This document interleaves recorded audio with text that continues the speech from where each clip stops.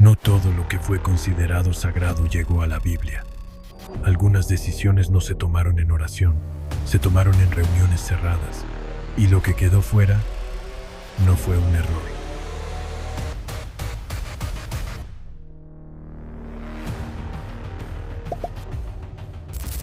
Antes de que existiera la Biblia como la conocemos, el cristianismo no era un libro, era un murmullo.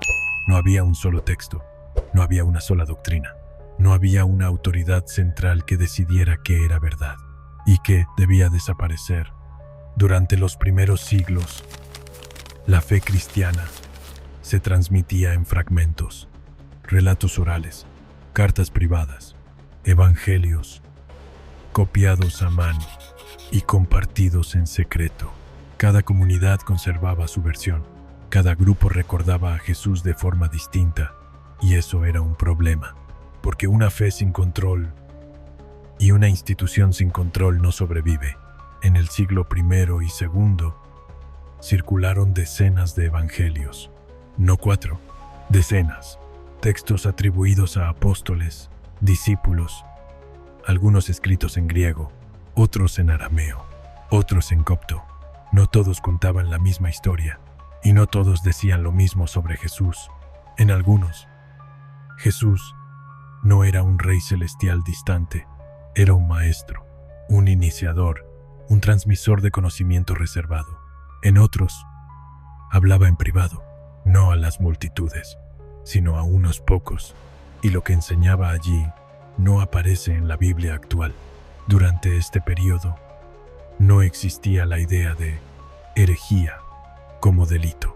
Existían diferencias, interpretaciones, escuelas de pensamiento. El cristianismo era diverso, demasiado diverso. Roma observaba. Cuando el imperio comenzó a interesarse por esta nueva religión, entendió algo fundamental. No se puede gobernar una fe fragmentada. Una religión útil al poder necesita unidad, un solo relato, un solo texto, un solo mensaje. Ahí comienza la transformación. Lo que antes era una tradición viva, se convirtió en un problema administrativo. Había que decidir qué evangelios eran aceptables, cuáles eran peligrosos, cuáles debían ser leídos y cuáles debían desaparecer. Pero esa decisión no fue divina, fue humana. Obispos reunidos, cartas intercambiadas, debates intensos, no sobre si los textos eran auténticos, sino sobre si eran convenientes, porque muchos de esos evangelios decían cosas incómodas.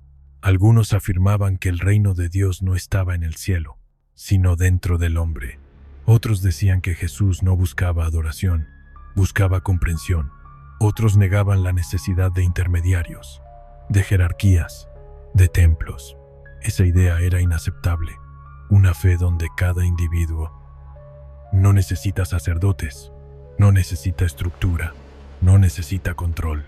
Por eso, antes de construir la Biblia, la Iglesia tuvo que eliminar posibilidades.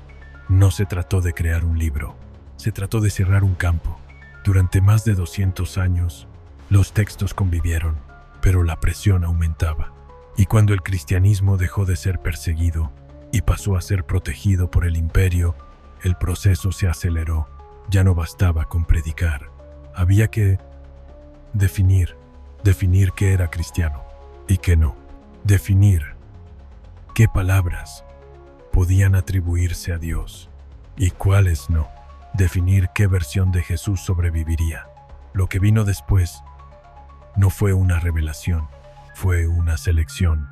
Textos aceptados, textos rechazados, textos condenados. Muchos no fueron destruidos de inmediato, fueron apartados, archivados, silenciados, porque incluso entonces algunos sabían que borrar por completo esos escritos podría ser un error.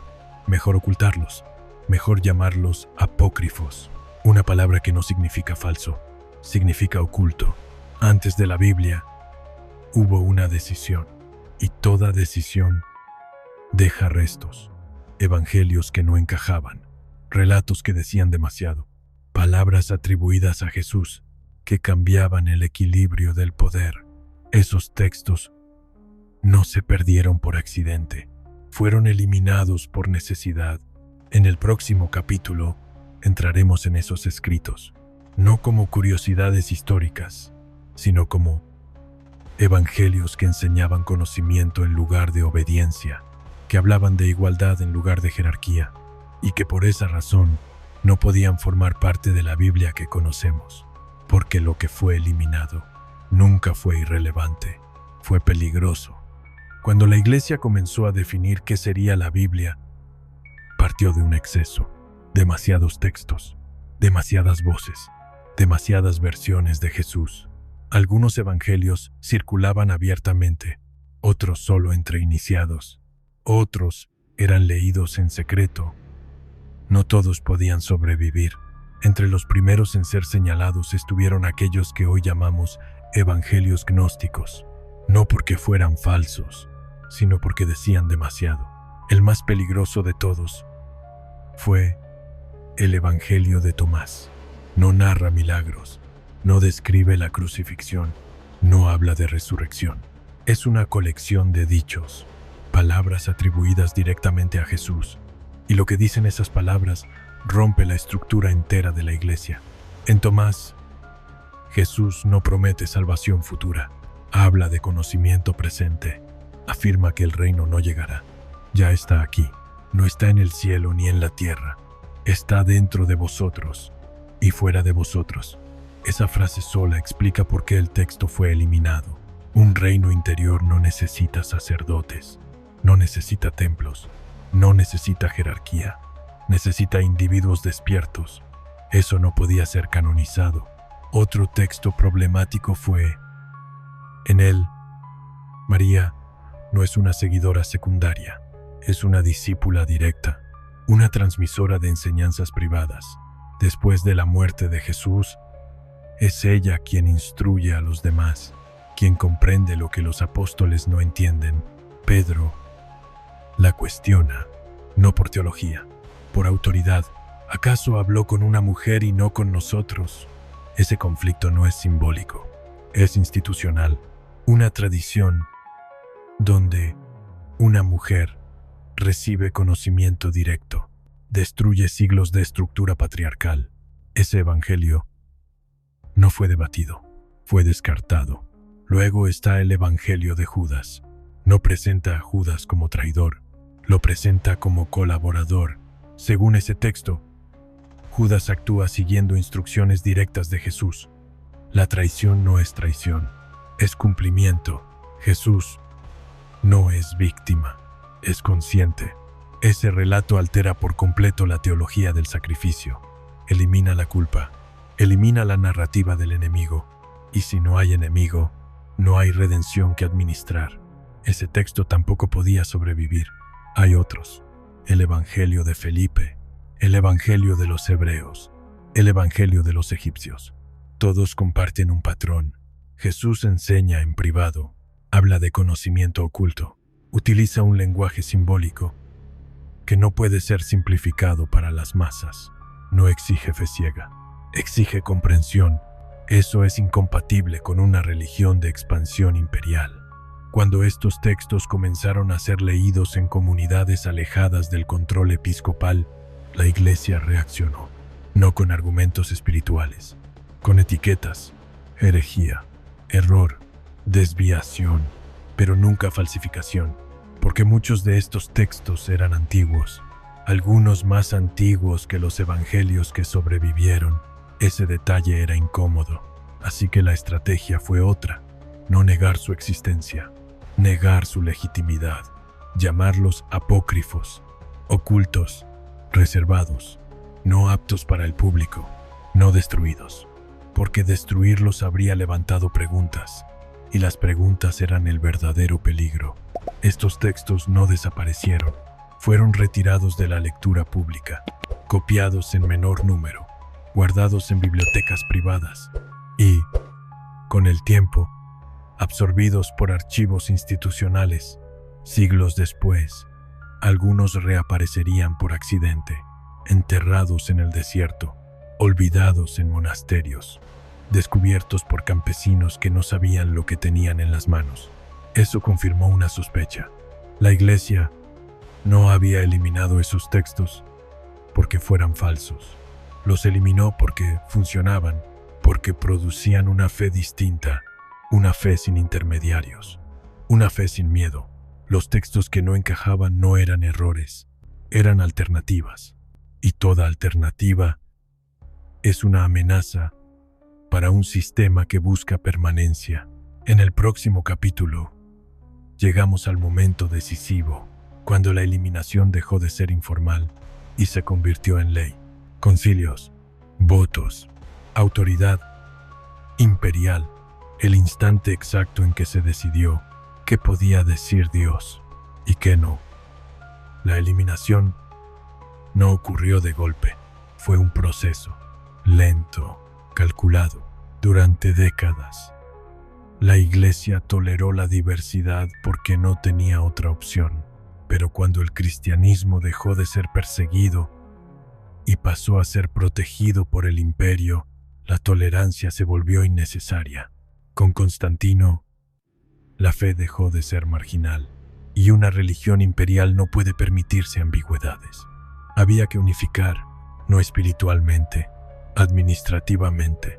El problema no era Jesús, era su multiplicación. Demasiadas versiones, demasiadas interpretaciones, demasiadas voces hablando en su nombre. La solución fue política. En el siglo IV comenzaron los concilios, reuniones de obispos, no para rezar, para decidir. El más importante no fue el primero, fue el precedente.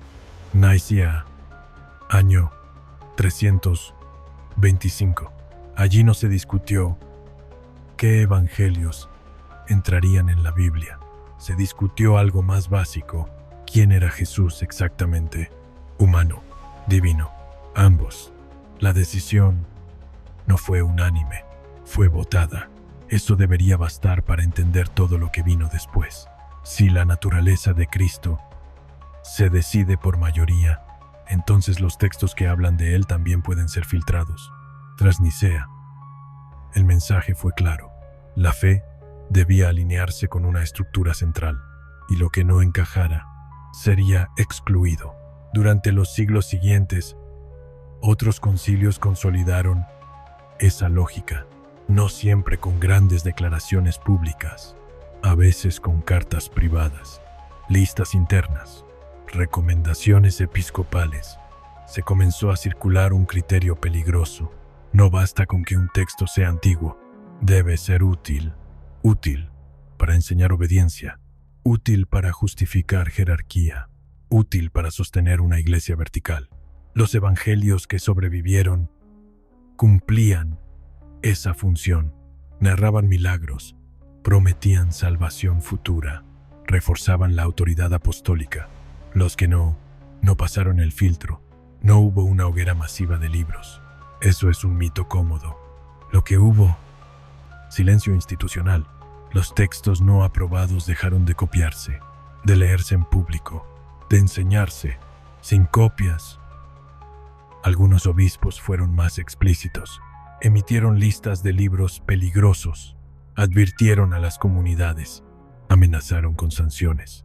Aquí nace la herejía como delito, no como error espiritual, como desobediencia. Leer ciertos textos se convirtió en un acto sospechoso. Poseerlos, en un riesgo. Enseñarlos, en una condena. La fe ya no era solo creencia, era alineamiento. El momento clave llegó cuando se consolidó el canon, no en una fecha única, sino como resultado de siglos de presión. 4 evangelios, ni uno más, ni uno menos.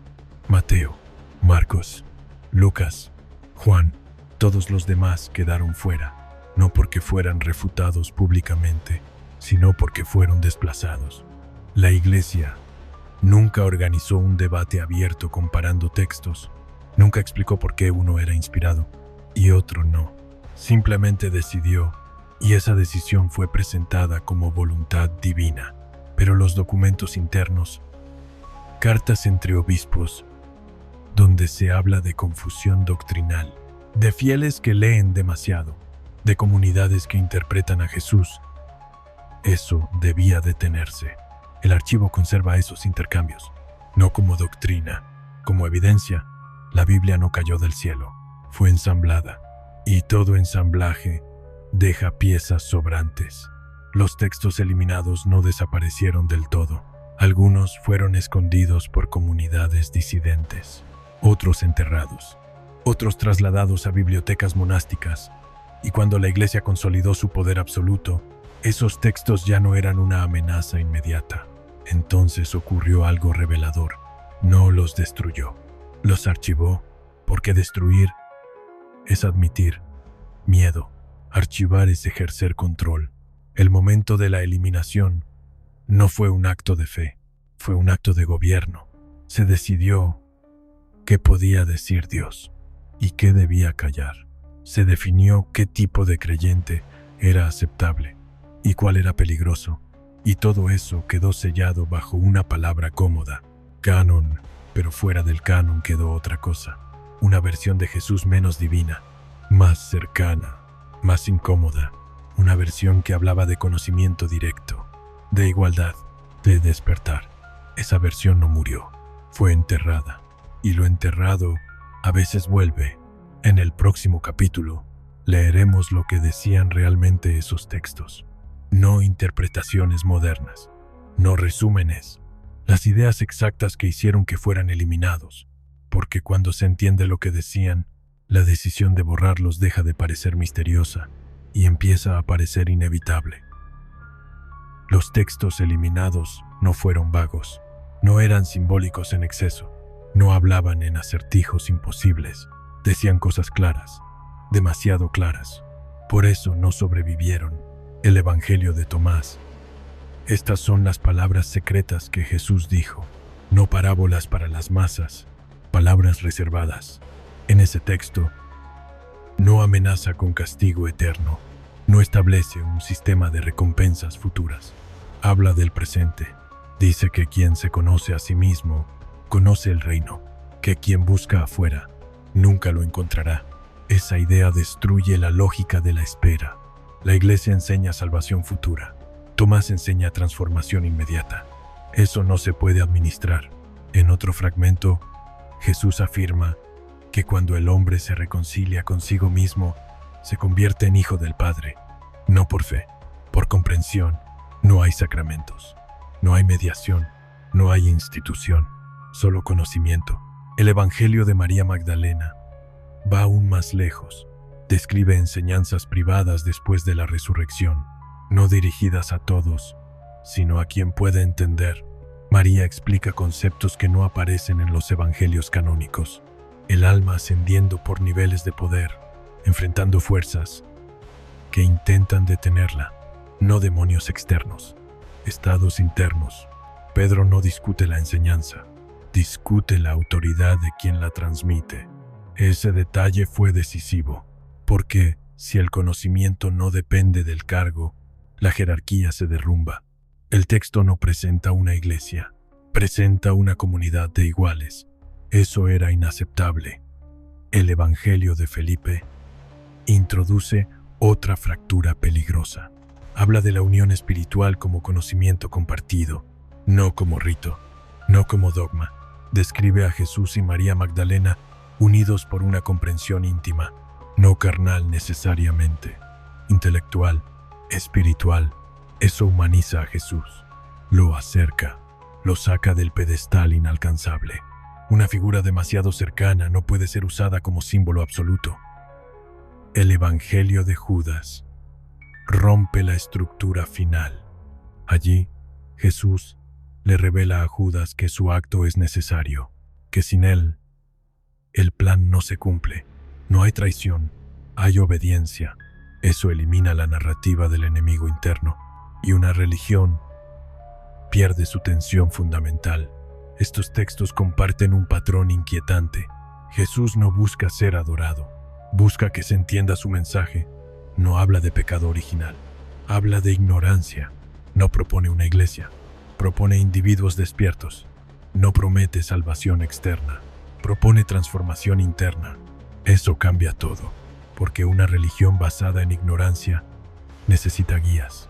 Una religión basada en conocimiento No, los textos eliminados no construyen templos, construyen conciencia, y una conciencia autónoma es imposible de controlar. Por eso no fueron refutados públicamente, no hubo debates abiertos, no hubo condenas detalladas, fueron silenciados, porque discutirlos habría obligado a explicarlos, y explicarlos habría despertado preguntas. La Iglesia entendió algo esencial: no se combate una idea peligrosa con argumentos, se la retira del acceso. Así, estos textos dejaron de leerse, de copiarse, de circular, pero no dejaron de existir. Algunos sobrevivieron enterrados, otros escondidos en bibliotecas remotas, otros archivados por la misma institución que los rechazó, porque incluso eliminándolos, la Iglesia supo que eran importantes, no por lo que decían del pasado, sino por lo que podían provocar en el presente. Si esos textos fueran leídos hoy sin intermediarios, muchas preguntas volverían a surgir sobre autoridad, sobre fe, sobre obediencia y sobre si la Biblia es revelación o edición.